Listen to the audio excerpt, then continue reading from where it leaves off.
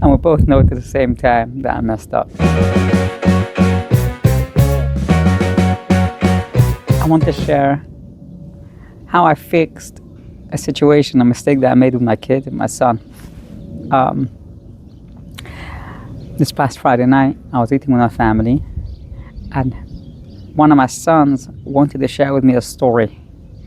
They're sharing the story, and they share a quote, and they shared it incorrectly. So I gently want to correct him and tell him this is how the quote goes. And he didn't realize, so went back and forth a few times. And we both know at the same time that I messed up.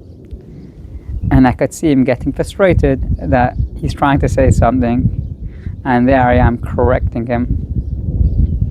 And obviously he lost interest in sharing the story.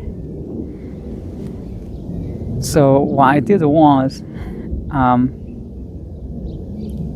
I kept quiet and just put my hand on his hand, calmly. And I looked at him, and I waited quietly. And then until he finally was able to share, saying, "Tati, you always correct me, it's not fair. And I don't want to share," or something, whatever he said. So I looked at him, and then I said, "You're right, it was wrong of me. And would you have the courage to still continue sharing the story?" And then I smiled, not laughed, smiled afterwards, in an understanding manner. And then he smiled, and then he continued sharing the story. And obviously the only thing that was going through my mind was, don't give any comments, no matter what. Just be there, listen to him. And he continued sharing, and it was really a great moment. And then obviously it was nice, and later on in the night, we continued chatting, and it was perfect. So for me, it was three things that were important in this interaction. One is, when I recognized that I messed up, I need to acknowledge it in myself and not start justifying, well, I'm the father, I have the right to correct him. I need to correct him, otherwise he's going to continue making the mistake.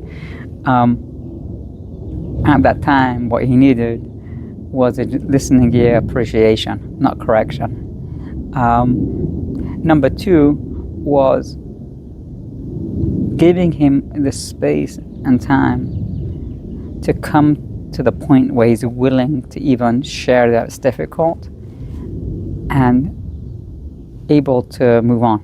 I couldn't force it, so therefore I just sat quietly, showing him that I acknowledged a mistake. I was there, put my hand on him, was looking at him lovingly, but I was just quiet. Once he started sharing that was difficult, that's when I was able to do the third thing and admit my mistake, saying it was wrong on me, and also wording it, making sure that I'm wording it that's not degrading of him or creating more friction. But what I chose to say was, are you able to have the courage to continue sharing? Acknowledging subtly that it takes courage from him to continue, because it was wrong of me. He did feel hurt, but I want to continue listening. And then my body language, the way I spoke, the tonality, was encouraging of me, understanding of him, there for him, and wanting to make it work. And then without forcing it. And then once he was willing to share, my job was to be there and obviously not repeat the same mistake. And the pain that I had of messing up fueled my willingness to keep quiet and correct it in the future. Hope this helps. Stay blessed, and all the best.